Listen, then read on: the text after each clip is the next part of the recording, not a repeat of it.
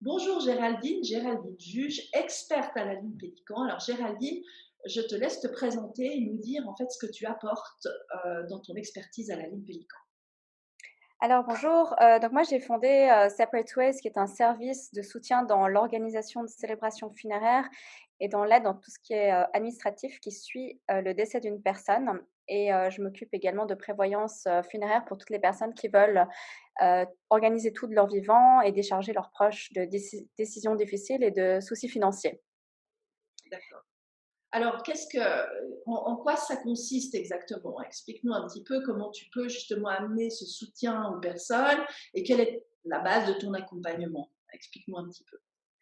Alors, en fait, la plupart des familles qui se retrouvent face à un deuil, heureusement, n'ont pas forcément d'expérience là-dedans parce que, heureusement pour elles, elles ne perdent pas, un proche, trop souvent et c'est vrai qu'elles se retrouvent, face à un nombre de questions, un nombre de démarches qui sont pas forcément faciles à entreprendre, quand on est dans un moment, aussi difficile que le deuil et puis aussi souvent que on se retrouve dans une période assez urgente où tout doit être réglé relativement rapidement et je pense que c'est très important que les familles soient accompagnées d'une personne, neutre, et qui connaisse, vraiment, très, très bien le domaine, parce que justement, dans mon cadre, j'ai l'habitude d'organiser tout ça, d'aider des familles et je pense que c'est important d'être, soutenu par, quelqu'un de professionnel, qui puisse guider au mieux dans ces, démarches, difficiles. Donc, à travers la ligne Pélican, moi, je peux répondre, lors de mes permanences ou sous prise de rendez-vous, je peux, répondre à différentes questions qui sont liées aux premières démarches suite à un décès, à l'administratif, à la prévoyance pour ceux qui ont des questions à travers ça et voilà, je pense que c'est très important de pouvoir être guidé justement sachant qu'on ne connaît pas grand-chose dans le domaine. C'est vrai que moi, je me retrouve des fois avec des familles qui me disent, qu'elles ne savent même pas la différence entre une incinération, une inhumation. C'est des choses, voilà, tellement particulières et je pense que c'est bien de pouvoir, être guidé au mieux. Alors c'est vrai que c'est un sujet un petit peu tabou, hein, la mort dans nos sociétés, la mort elle est cachée, la mort elle n'est pas forcément dite ou déclarée, on va dire, sur la place publique.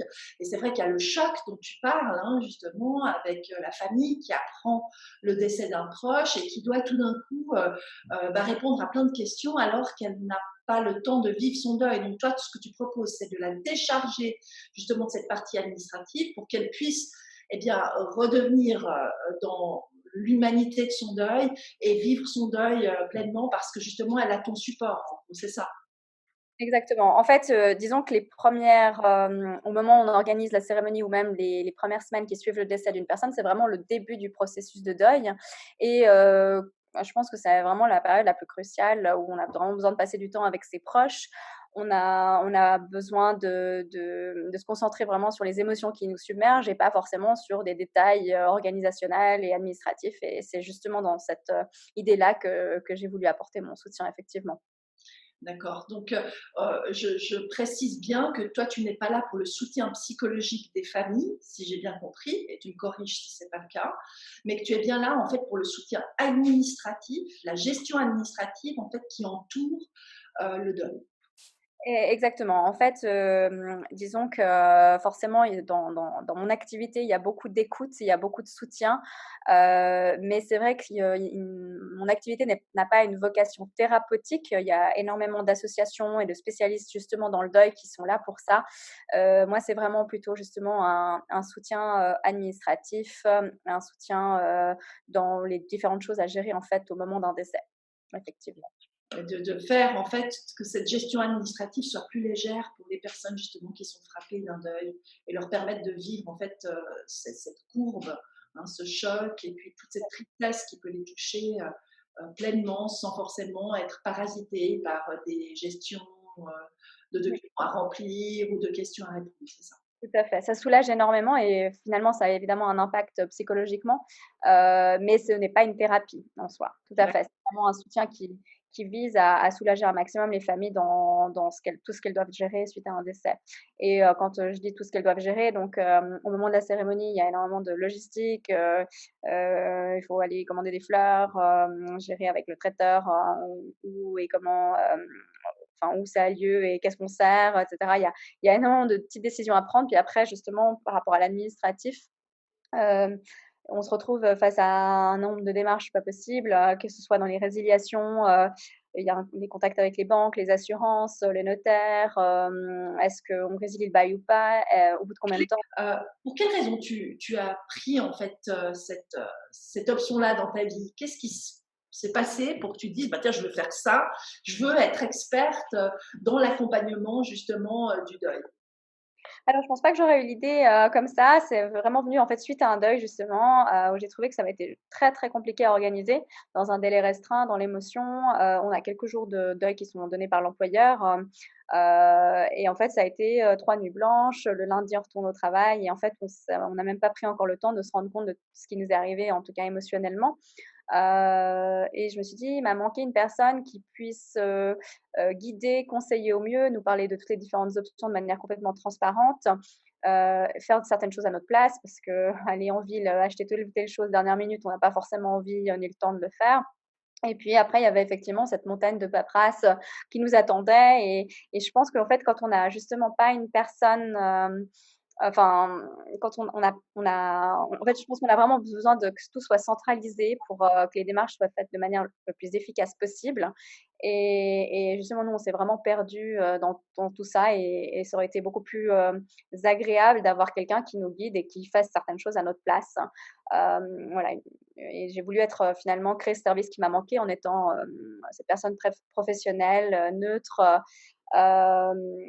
qui soit, voilà, humaine et puis qui puisse, justement nous écouter attentivement pour répondre de manière personnalisée à nos demandes. Donc c'est comme ça que j'ai eu l'idée, c'est comme ça que j'ai créé mon service.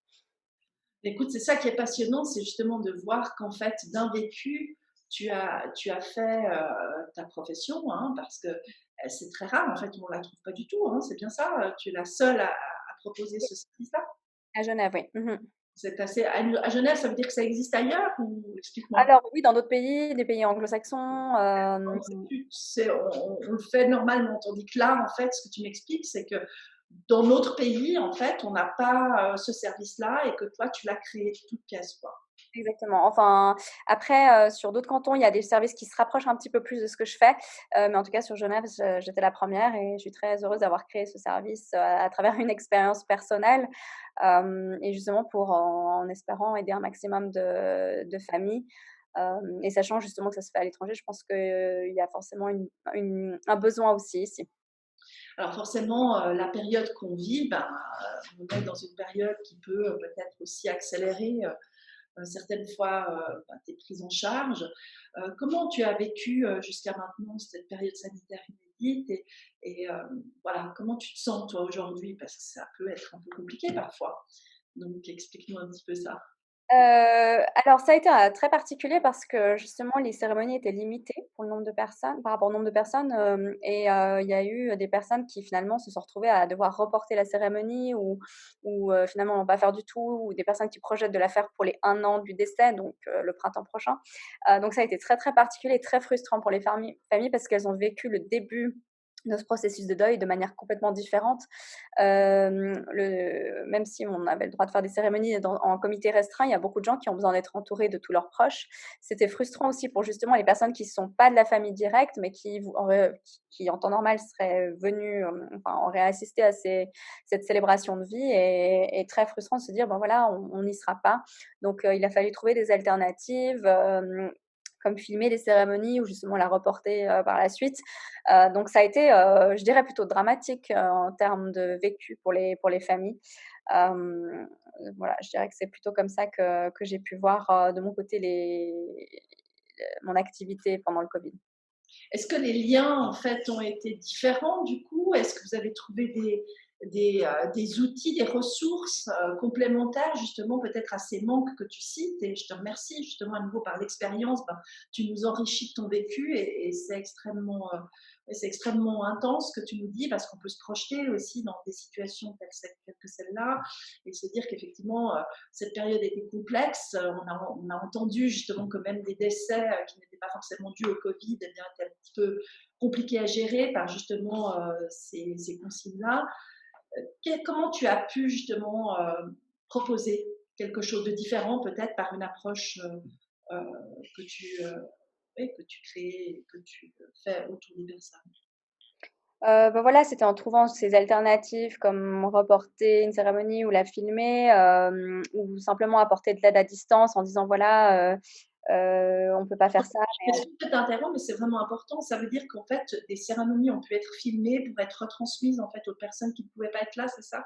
oui, tout à D'accord. fait. Mis en direct et puis avec un enregistrement possible et ça a permis de soulager, certaines familles. Après, après je veux dire, c'était assez compliqué en termes aussi de lien avec les familles parce que nous, on se rencontrait même pas et cetera donc voilà, j'ai dû proposer toutes ces alternatives-là qui étaient pas forcément prises, hein. Il y a des familles qui ont dit: «Non, non, on préfère pas que ce soit filmé», par exemple et on va juste faire une petite cérémonie dans l'intimité familiale et il y aura pas forcément une double cérémonie par la suite, enfin une deuxième cérémonie. Donc c'était, vraiment au cas par cas. Il y a des familles qui ont qui ont qui ont choisi certaines options ou pas. Mais et dans la plupart des cas, on est vraiment resté justement dans l'intimité sans forcément, que ce soit filmé et je pense que c'était juste bienvenu d'avoir différentes solutions. Ensuite les familles font, comme elles pensent que c'est le plus juste pour elles Voilà, et donc c'est ça, en fait, tu le fais vraiment en étant à l'écoute de la famille. Tu proposes en exactement. fait un éventail de prestations et puis c'est les personnes qui choisissent par rapport à leur confort personnel et leur écologie, en fait, l'écologie de du lien qu'elles avaient peut-être avec le défunt, de ce qu'elles veulent faire et laisser peut-être dans ce deuil-là et cette cérémonie-là. Je te remercie vraiment, Exactement. c'est vraiment passionnant et puis c'est intense hein, comme sujet. Et puis aujourd'hui, ces mesures, est-ce qu'elles sont levées ou est-ce qu'elles ont toujours lieu? Parce que je t'entendais beaucoup parler au passé par rapport à ce que tu faisais justement pendant toute cette période un petit peu de confinement, hein, c'est ce que j'ai Mmh compris. mh. Il y a le déconfinement, il y a peut-être voilà, des mesures un petit peu différentes, et puis maintenant il y en a encore d'autres qui risquent de venir. Explique-nous un petit peu ce que tu vis aujourd'hui justement dans ta profession. Alors aujourd'hui, ça dépend des lieux, mais pour la majorité, en fait, on peut occuper, 1 chaise sur 2, donc avoir la capacité, de pouvoir utiliser la moitié de la capacité des salles qu'on loue pour des cérémonies. Donc ça reste quand même, je pense un petit peu frustrant pour certaines familles de pas pouvoir justement, accueillir, toutes les personnes, souhaitées. On est encore vraiment dans ces mesures-là, le masque est obligatoire, ce qui est pas forcément évident, pendant une cérémonie, on n'a pas forcément en termes avec l'émotion, envie de porter un masque, à ce moment-là, donc c'est pas tout à fait on n'est pas du tout revenu à la normale, hem et ça peut justement être vécu de manière assez frustrante pour, certaines familles. Donc on verra quand ce sera possible de refaire exactement comme à l'époque, mais je pense qu'avec les mesures sanitaires actuelles, malheureusement, ça va rester comme ça encore un petit moment. D'accord, alors avec ton Avec ex, avec 100 personnes maximum aussi, donc d'accord, c'est bien de le préciser, proposer. C'est vraiment que si tout d'un coup on a le deuil qui se passe, on te contacte, mmh et toi tu organises la cérémonie, ou est-ce qu'il y a après la cérémonie quelque chose qui se passe avec toi? Alors, bah, toute l'aide administrative justement pour que ce soit les résiliations, les contacts avec les banques, les assurances et cetera, ce service, qui vient plutôt justement après la cérémonie. Je suis, disponible pour répondre à toutes les questions, après, auprès des familles. Puis c'est vrai qu'on peut avoir des questions en fait par rapport à tous ces événements-là, même des mois ou voire des années après un deuil. Il y a des gens qui finalement veulent peut-être faire une cérémonie commémorative, Covid ou pas, hein, pour, par exemple, le 10e anniversaire d'un décès ou, D'accord. voilà, une fois que l'administratif a priori été réglé, mais finalement il y a deux trois détails qui restent et on s'en rend compte seulement peut-être 6 mois après un décès. Donc moi je suis vraiment disponible, à tout enfin dès que les personnes, souhaitent avoir des conseils en fait. Je dirais que la majorité des personnes ont besoin de conseils, par rapport à toutes ces démarches-là au moment quand le décès vient de survenir et les semaines, mois qui suivent, mais ça peut être encore plus tard si elles le Ah, souhaitent. c'est ça, en fait, c'était ça le sens de ma question. C'est vrai qu'on est submergé en fait par l'annonce, on est submergé par nos émotions et c'est toujours compliqué tout d'un coup de devoir répondre oui, il faut faire ça, puis peut-être l'habit du défunt aussi, où est-ce qu'on le donne, où est-ce que je dois aller après. Enfin, c'est vrai que quand on a tout d'un coup cette annonce, où est-ce que je dois me rendre maintenant, quand est-ce que je peux téléphoner, est-ce que je peux Dans déjà quel ordre on fait dire les choses, et cetera. exactement dans quel ordre. À nouveau, on manque, heureusement d'expérience dans le domaine et c'est pour ça qu'on ne sait pas du tout dans quel, enfin, la plupart des gens, enfin, les familles que j'accompagne, elles m'ont dit, en fait, c'est quoi l'étape numéro 1? C'est quoi, ensuite, qu'est-ce qu'on fait? Et moi, voilà, Et j'ai, en fait, il n'y a pas vraiment de marche à suivre, sauf celle sur mesure, en fait. oui, bah, après, il y a quand même des marches à suivre, il y a des choses à faire. Après, c'est beaucoup du cas par cas parce que chaque situation est différente. Mais en tout cas, je pense qu'il est important d'être guidé au mieux et d'avoir, toutes les possibilités, sous les yeux et puis, savoir exactement ce qu'il faut faire. Donc, c'est pour ça que je suis là.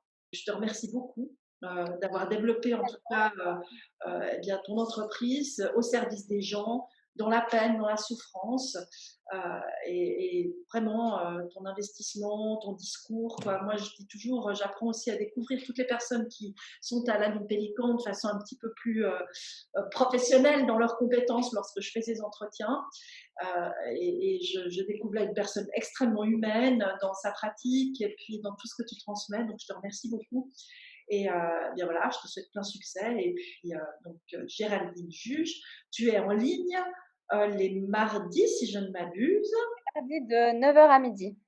de 9 heures à midi. Et bien sûr, sur rendez-vous, c'est-à-dire que dans les 24 heures, en fait, une fois que la personne prend rendez-vous sur la ligne Pélican avec Géraldine, eh bien, dans les 24 heures, tu leur réponds pour justement leur proposer une téléconsultation ou une visioconsultation à choix.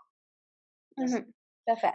Voilà. Alors, merci beaucoup et puis à bientôt peut-être dans un autre entretien si tu veux développer un sujet des fois un petit peu plus détaillé. Donc, c'est avec plaisir qu'on t'accueille. Merci Géraldine. Au revoir. Au revoir, merci.